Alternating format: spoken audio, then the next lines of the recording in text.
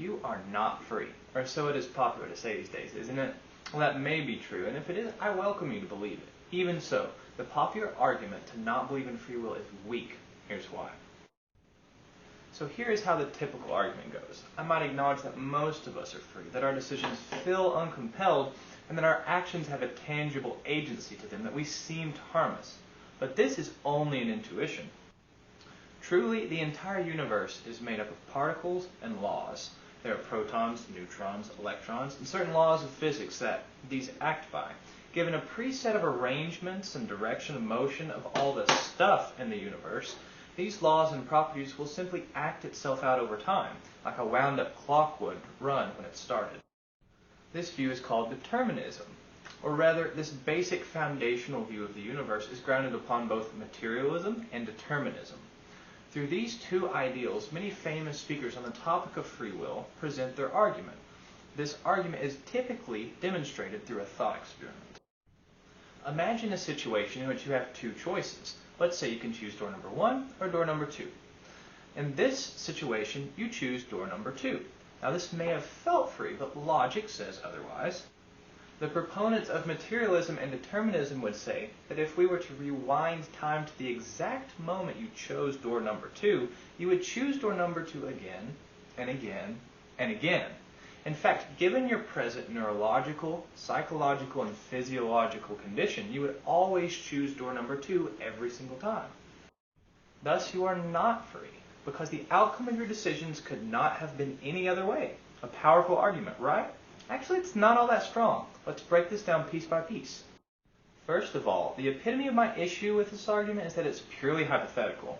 The arguers for such views, such as Sam Harris, Cosmic Skeptic, and the like, tend to demand hard empirical evidence for belief, especially when a belief runs counter to our given experience. They say this, of course, in relation to God's existence, yet their criteria for man as free or not doesn't seem to have to meet these standards. Even after acknowledging that all of our decisions feel free to us, they use a hypothetical, untestable thought experiment grounded on two enormous, unproven assumptions. I mean, what if a thought experiment was sufficient to prove that there was a God?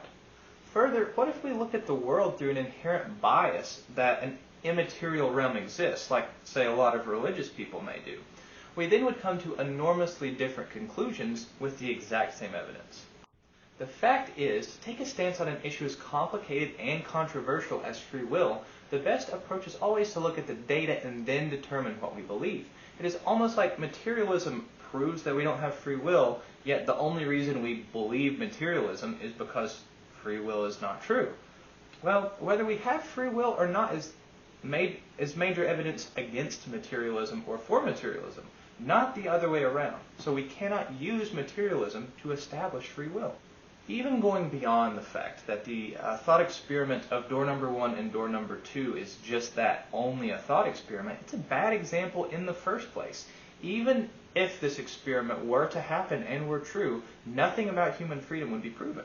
Let's go into the scenario. In the thought experiment, as we rewind time, we see that we make the same decision again and again. Why?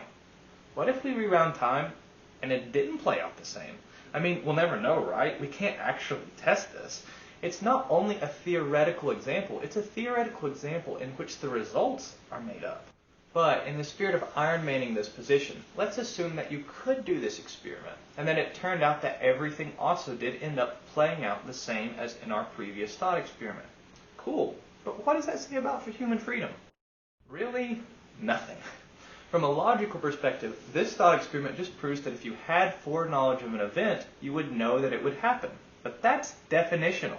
It's essentially like saying if you choose door number 2, you would have chosen door number 2. Now, I know that at best it would show that human will is constrained by time, but that thought exercise isn't needed for that. We already know we can't change our choices in the past now, or that we can't make decisions in the future before the future occurs. If a scientific experiment were used to determine human freedom, it would not ask someone if they could have done differently in the past. No, that'd be a poor experiment. A true experiment would make predictions about the future. This is how we predict physics. This is how we predict math. Unsurprisingly, there's actually already a lot of research on this. Moreover, this research shows the very opposite of these thought experiments. Electrodes do not map to decisions, and choice can neither be determined by brain impulses nor measured when performed. Electrical activity can affect the limbic system and sensory neurons. It can affect motor control, but choice is actually undetectable in brain function. There is empirical evidence that the impulse toward a decision yields electrical activity in the brain, but the person's acceptance or rejection of that impulse is undetectable. That means that in two monitor brains where both people decide to go into door number 2, if the second person then decides not to, changes their mind, the two people's brain waves on a matter level, material level, are identical, and yet their actions are not. One goes in door number 2, the other goes in no door at all. Perhaps whether you have freedom to choose door number 1 or door number 2 is an illusion, but whether you go in one at all, now that seems to be real. Further, the example of twins contradicts our deterministic model. Those with the same genetics in the same environment can choose markedly different beliefs based on nothing that can be pointed to. Still more, our brains have a great level of plasticity. For example, an alcoholic may choose alcohol every morning at 8 a.m.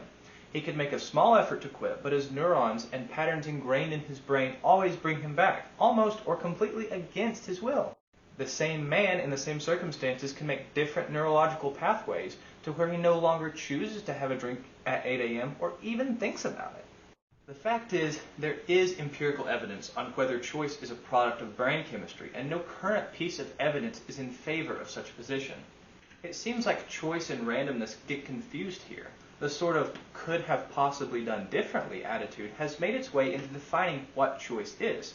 Quantum physics let us calculate the randomness of the universe, and I think we apply this to systems far too large to be quantum, quite oftenly. It may be mathematically beneficial to determine the position of an electron with a wave function of probabilities, but there is no need to do the same with the planet Saturn, for example. It's in one spot. We can see it, observe it, and measure it. If choice is a sort of philosophical randomness, then it wouldn't even be free either. Being able to have done differently is not the mark of human freedom, but rather of quantum machinery.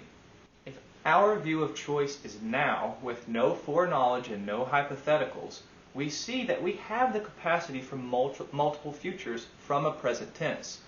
Yes, this capacity is an internal process of impulses, thoughts, conscious and unconscious responses that we fully don't understand, but that's the point. We just don't fully understand it yet.